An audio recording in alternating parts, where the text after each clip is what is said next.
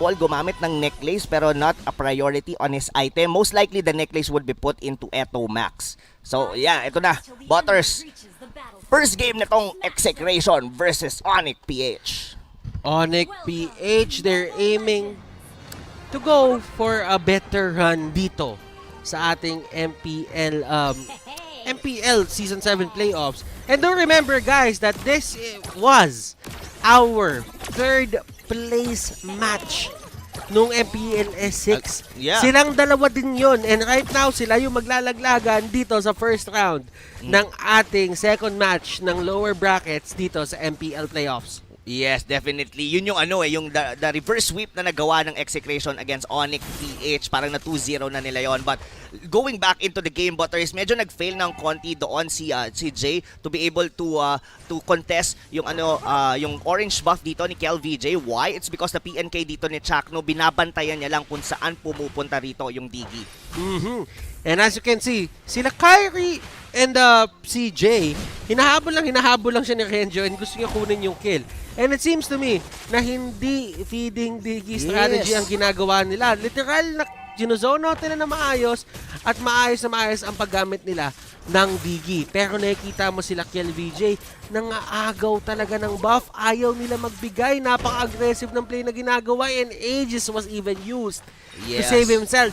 So, napakalaki na ng implication sa akin na hindi talaga feeding Digi strategy ang gagawin ni Kuya Jay. Exactly. And even on the emblem, pwede mong pansinin, it's already on the pull yourself together. Most of the time, the feeding Digis are actually using Mage Emblem to amplify the damage ng alarm bots. And like you've mentioned, medyo nagkaroon ng slight na lamang dito sa rotation dito ang Execration since na-cancel nila yung purple buff dito ng Onic PH. And still, hindi nagkaroon ng counter-invade dito ang Onic dahil nakuha din ni KelVJ yung kanilang purple buff. But, right now, sa totoo lang, ang pinaka nagiging magandang talaga dito for Execration is yung pag-zone out dito ni Chakno for the rest of the members dito ng Onic PH. And turtle take, nangyayari dito. And yung trap nandoon, nahuli si Jay. And look at this, hate, pinasok ni Renjo. Torn apart memory na sa may pinakagitna. Lahat ng members dito ng Onic ay tumutumba. Dilar na knock-up at gustong-gusto niya talaga lumaban. Walang tumumba. Halos dito for the side of Execration si Eto Max lang. Pero for Onic, disaster yon para sa side nila. Agree. That's definitely a disaster. Why? Kasi pinasok sila kaagad ni Renzo on the back lines. Yes, nakuha nila yung kill with Eto Max dito para kay Dilar. Kaso, sabihin na natin nakuha naman ni Hate yung turtle na yon, pero at the cost of his own life. And at this point kasi hindi mo pa afford na ma-pick off ka after getting an objective dahil mas scaling dito yung Claude ng Execration compared to this Brody.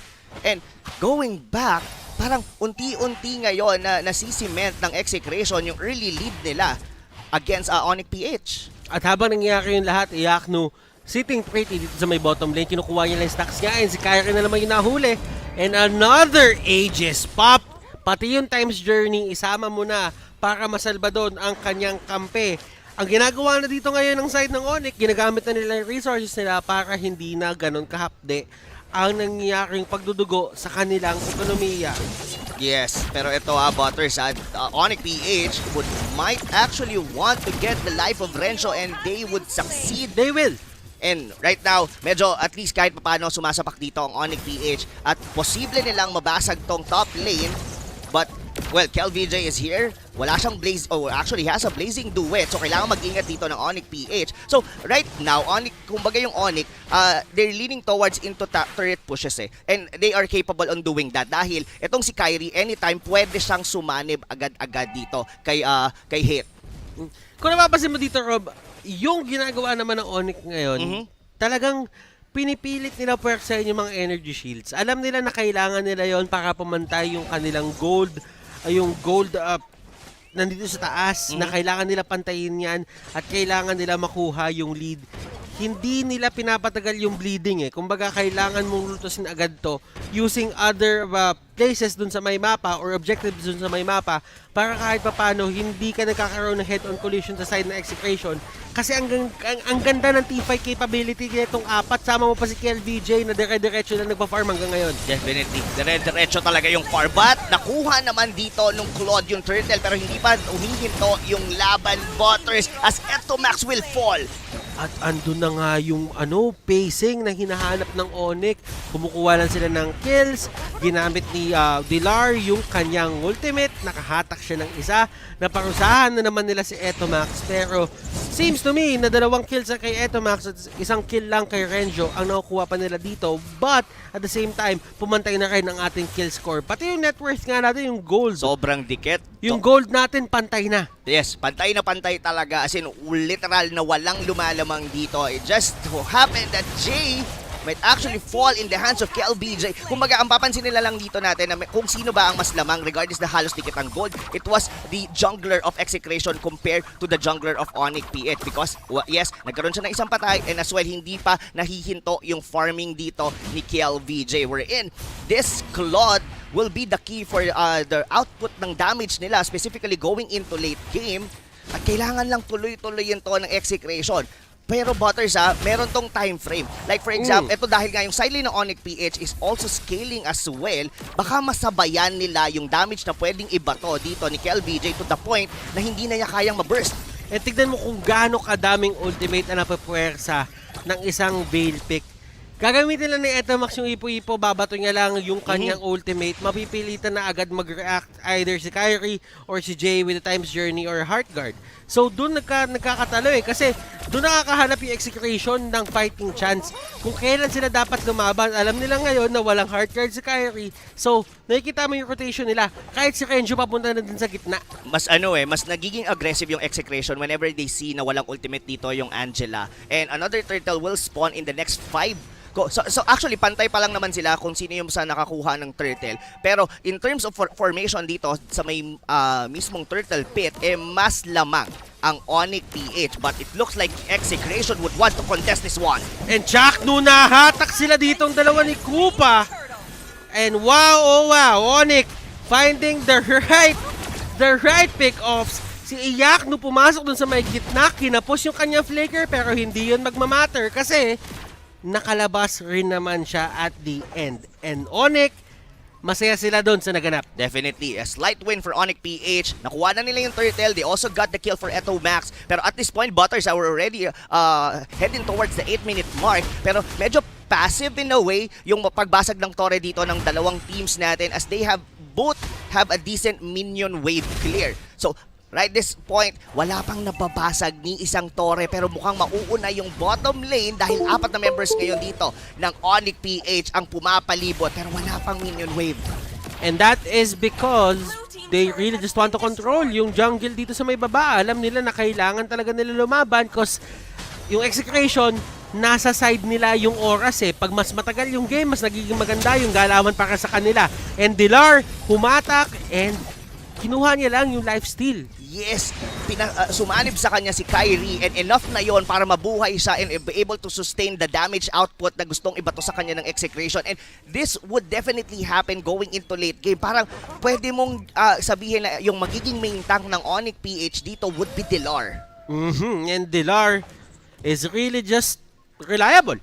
Ganun lang talaga reliable lang, may paninindigan at kakapitan mo talaga si Dilar kapag ka sa mga oras na kailangan mo ng kakapitan. And wala kang maano sa kanya wala kang masasabi sa kanya kasi sinabi nga natin na ang role niya dito ay isang kuya na. Oo. Siya talaga. And yeah, speaking of kuya, siya rin yung parang nagiging pillar dito ngayon ng Onic PH. So, pillar si Dilar.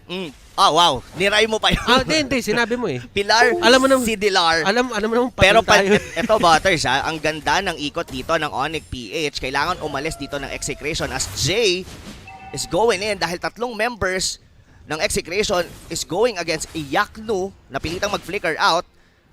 Pero delikado yung top lane, Butters. Pagka may sumilip dito, posibleng ma-pick off. At right at this point, Onic PH are the one who's controlling the tempo ng buong laro natin. 2 tore na ang nababasag nila against Execration. And KLVJ, nahuli nila dito. Pero sabi ni Iyaknu, meron akong Winter Transition. Pero hindi magmamatter yon kasi 4 na members sa side ng Execration ang makakahuli sa kanya. Meron pang isa, si Dilar sumama na. And Heartguard, kakayanin ba siyang isalba? Hindi rin kakayanin. 2 side lane dito, tumba. Para side ng Onic, Execration, 3v5. Look at that! Oh my goodness! Tito Max! To the max plays! Yun na pala yung to the max play na sinabing key to victory kanina doon sa may panel. Yes, nakukuha ng 2 tore dito ang Onic PH pero kapalit noon 3 members dito ng Onic PH at a chance to take the first Lord. Tito Max, eto Max, kung ano man tawag mo sa kanya, kailangan mo respetuhin yung ginagawa niya ngayon dito sa veil na to. Nakahuli na naman siya! Jay might go down! Pero sabi ng Execration, tigilan na natin yan. Ang Wow. pakay lang natin yung Lord. Disiplina. Execration, disiplina. Disiplina, and KLVJ is playing one of the perfect Claude games na pwede natin makita dito sa playoffs. Hindi pa siya namamatay. He's getting all the gold and items that he needs. Na-secure na rin dito ng Execration yung pinakaunang Lord, and look at that. Look at that win rate percentage. 60% is going for Execration. So, meaning to say, Butters, they are on the point na na-out-damage nila dito ang sustained capability ng Onic PH. But remember, merong trend ngayon ng Onic na kapag ka-late game yung nagaganap, mas naging successful sila. Si Chakno na hot-hack. Pero hindi kakayanin as he has flicker at makakatakas lang din siya. Kailangan dito ng side ng Onic na magsama-sama at magkapit-bisig kasi kanina nahuli sila ng isa-isa. At eto na naman, Bill!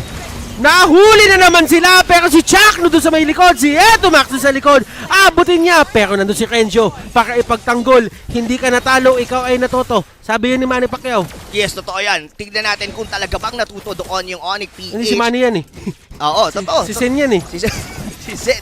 Pero alam mo ito Butter siya. Ito ang nagiging problema ngayon dito ng Onic PH. Yung Brody nila hindi makakuha ng isang direct or rather makaburst down ng any of the members dito ng Execration.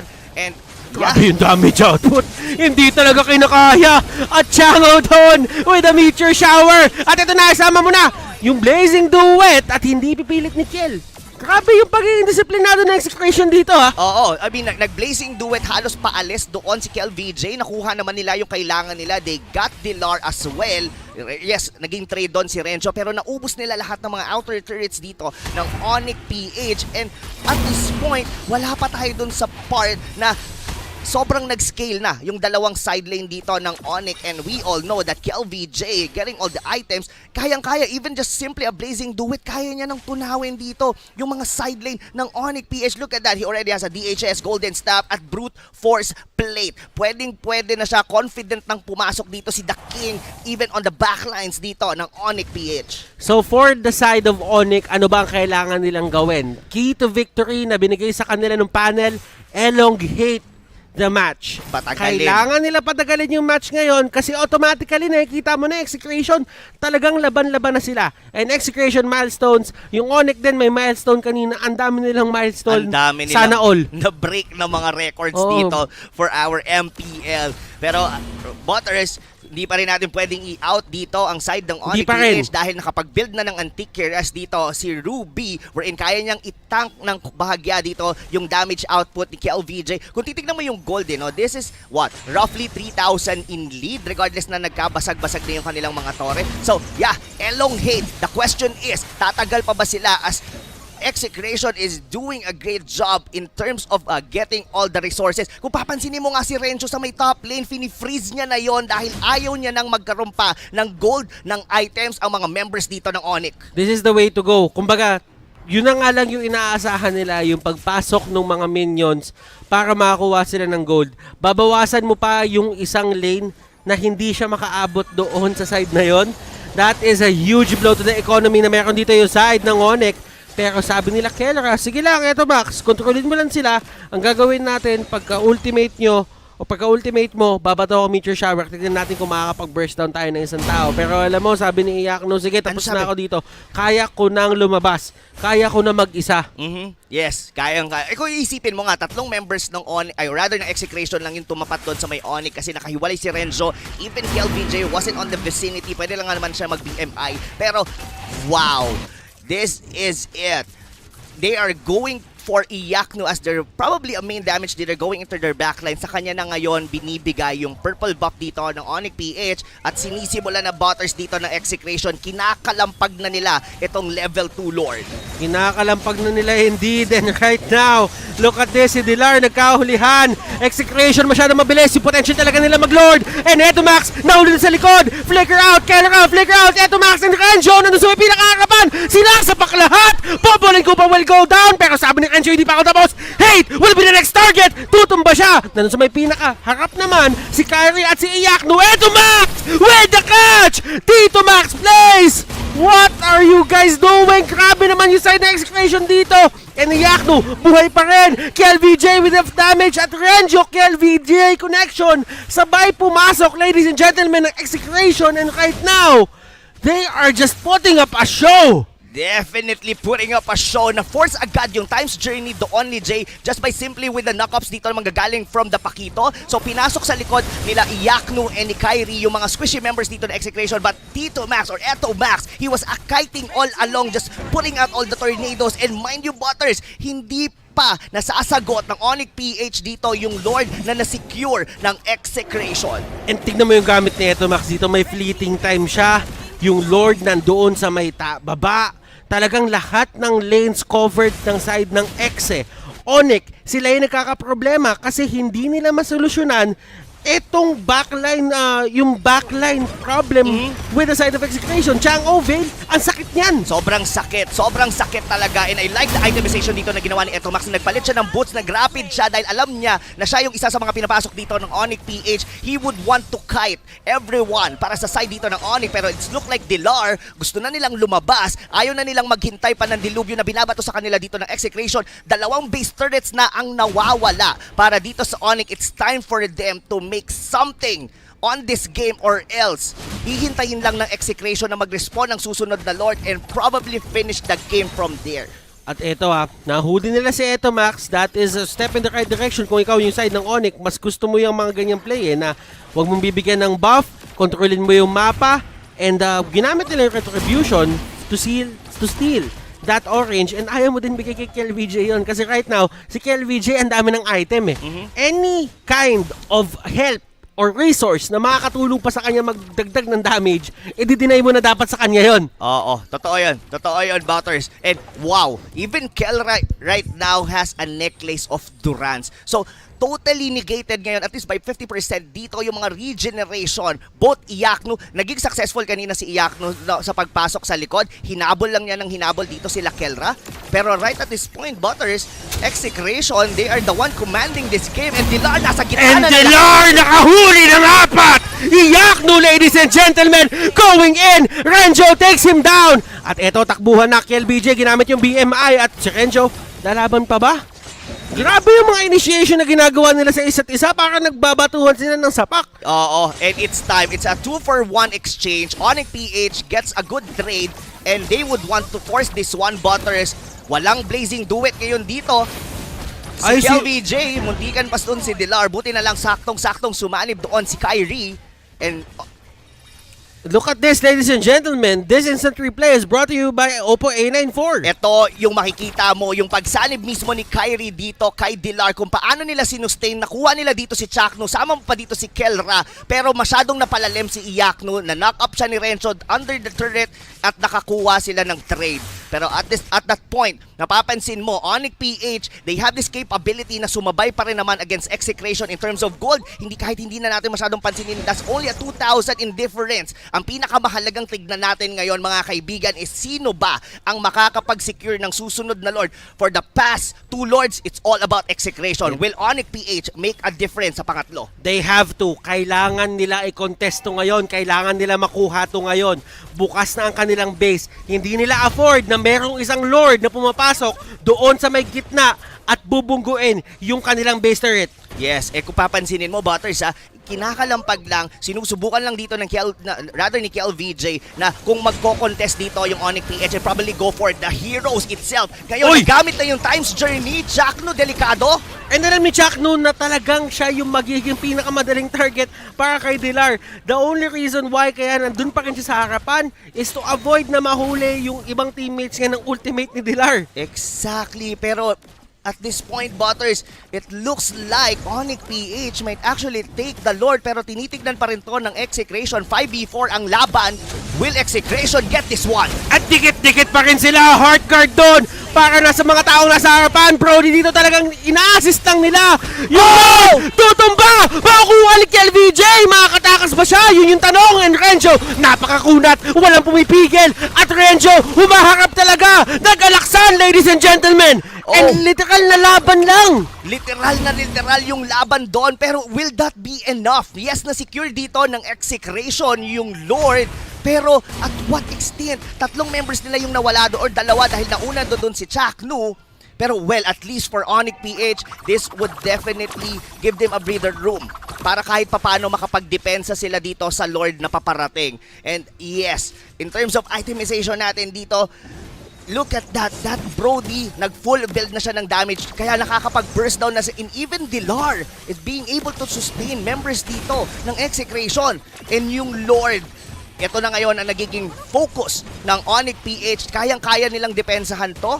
Magre-respond na ngayon dito yung mga members dito ng Execration. And I think, Butters, we are going back to square one. We are going back to square one indeed. Pero Execration, hindi na square one to for them eh.